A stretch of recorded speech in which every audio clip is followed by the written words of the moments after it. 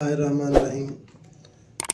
आज इंशाल्लाह ईरानियों के साथ उसी जगह पर जब लड़ाई हरमज़ के साथ हुई थी, हरमज़ ने जब शाह कसरा से मदद तलब की थी तो दरबार ईरान ने सूबा रहवाज़ के गवर्नर कारन को 50,000 सिपाहियों के साथ इसकी मदद के लिए भेज दिया था और उसके साथ अनुशजान और कबाद दो मशहूर बहादुर सिपह सलार भी भिजवा दिए थे।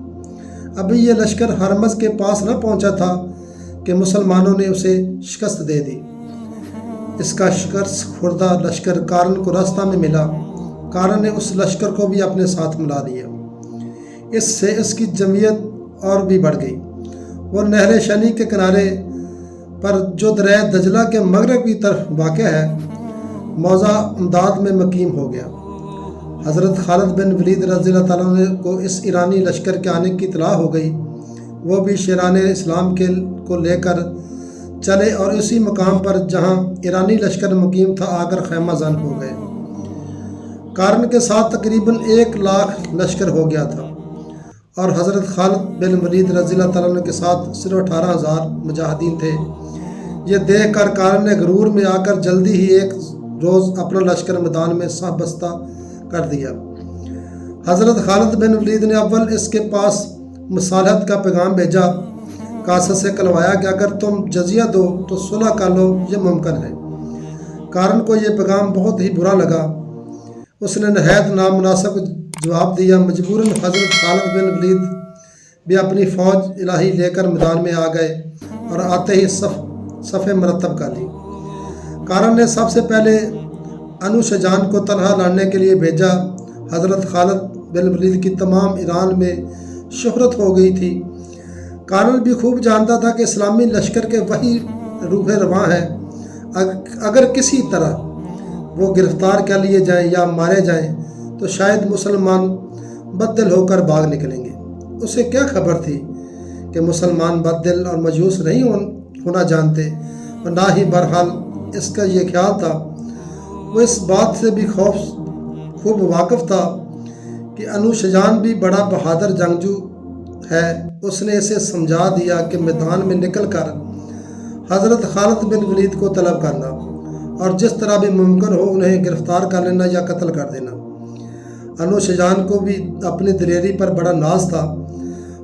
उसने कहा कि मैं नहीं जानता कि हज़रत खालिद बिन वलीद को गिरफ़्तार कर लेना या कत्ल करना कोई मुश्किल काम है। मैं अभी आपके सामने उसे दस्ते पाबस्ता लाकर हाज़िर करता हूँ। वो अकड़ता हुआ मैदान में निकला और इस्लामी लश्कर के करीब आकर बोला, अगर खालिद को दावे मर्दानगी है तो मेरे मुकाबले में आए। हज़रत खालिद ने इत्तला होते ही अपना घोड़ा बढ़ाया। अनुशजान के मुकाबला में आकर फरमाया कि मालूम होता है कि तुम्हें अपनी बहादुरी पर बड़ा गरूर है। अनुशजान, क्यों नहीं, मेरे मुकाबला का आज ईरान में एक शख्स भी नहीं है। हज़रत खालिद बिन वलीद ने फरमाया, बहादुर आदमी अक्सर अक्लमंद भी होते हैं। शजान ने कहा, मेरी जंगजू अक्लमंदी दोनों की शोहरत है। हज़रत खालिद बिन वलीद, अगर ये बात है तो सोचो कि क्या आग प्रस्तुत किए जाने के काबिल है। वो अपने पुजारियों को भी इसी तरह जला डालती है जिस तरह दुश्मनों को। अगर तुम कहो कि वह नूर इलाही है तो नूर इलाही जलाता नहीं, अलबत्ता इंसानी आंखें उसे देखने की ताब ना ला सकती। इंसान बेहोश हो जाता है। परस्त के काबिल तो अल्लाह ताला की ज़ात है जिसने आग को पैदा करके उसे गर्मी और रोशनी अता की। उस अल्लाह ताला को क्यों नहीं पूछते।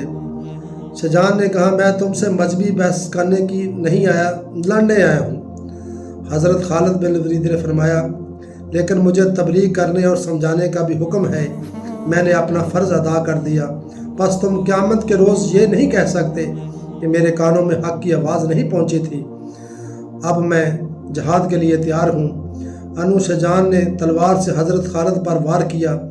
हज़रत खालिद ने उसका वार रोककर ख़ुद भी हमला करना चाहा, लेकिन शजान ने जल्दी से दूसरा वार किया।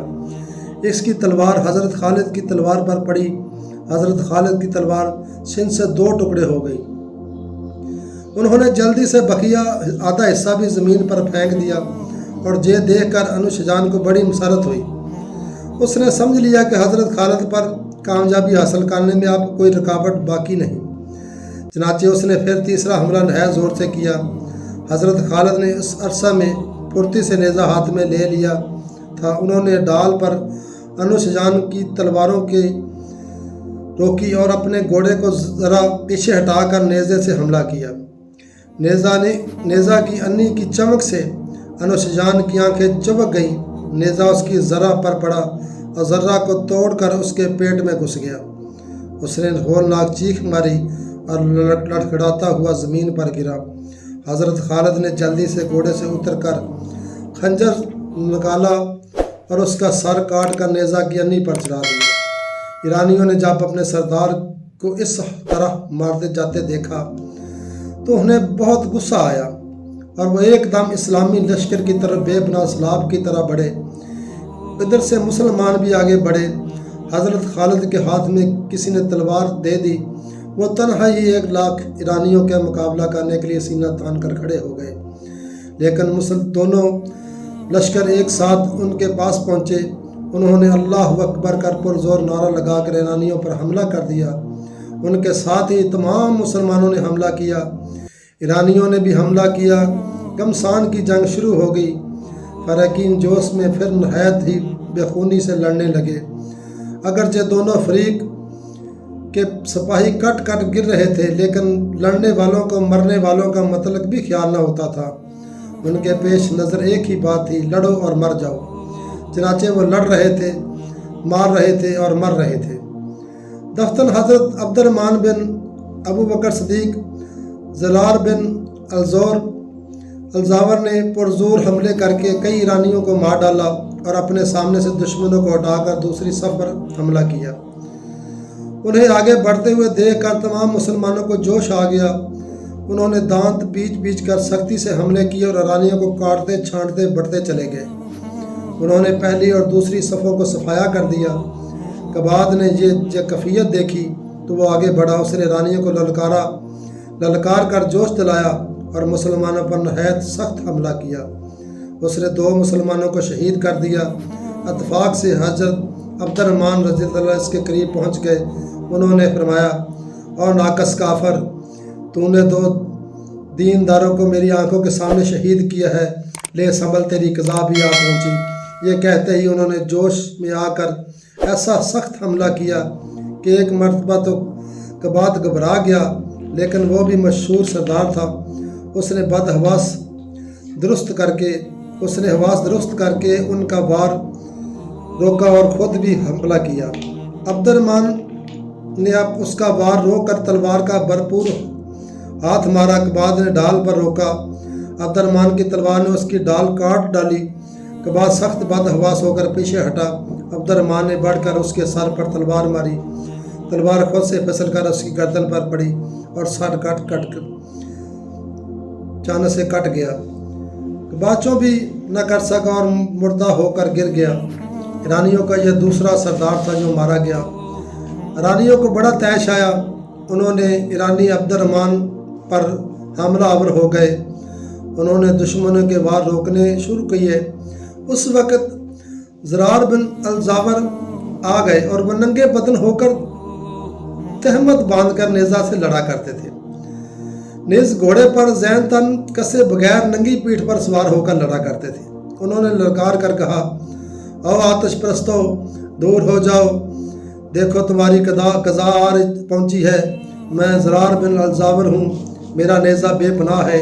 یہ کہتے ہی انہوں نے پرزور حملہ کر کے کئی ایرانیوں کو مار ڈالا۔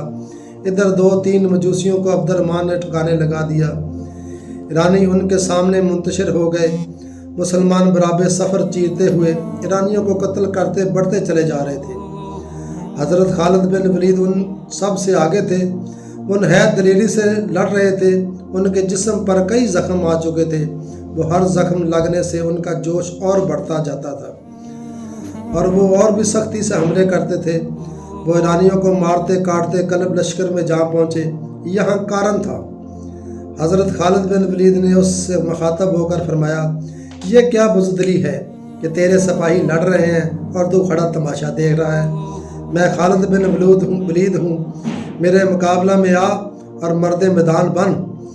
حضرت خالد کا نام سنتے ہی کارن کے حواس جاتے رہے، لیکن پھر بھی وہ تلوار سونت کر مقابلہ میں آ گیا حضرت خالد بن ولید نے بسم اللہ الرحمن الرحیم پڑھ کر حملہ کیا، اس کے پہلے ہی وار نے کارن کو کاٹ ڈالا۔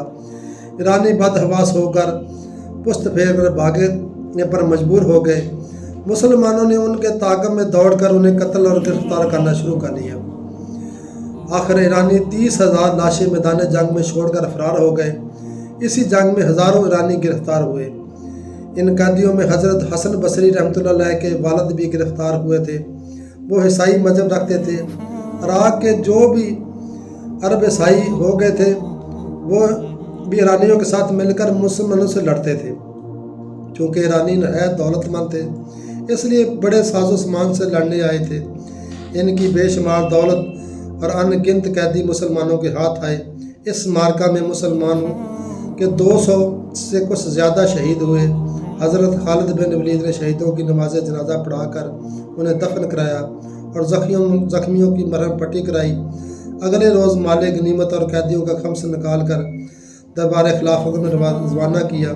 جب یہ سامان مدینہ میں پہنچا تو عام طور پر مسلمان بہت خوش ہوئے۔ حضرت خالد بن ولید کو دعائیں دینے لگے۔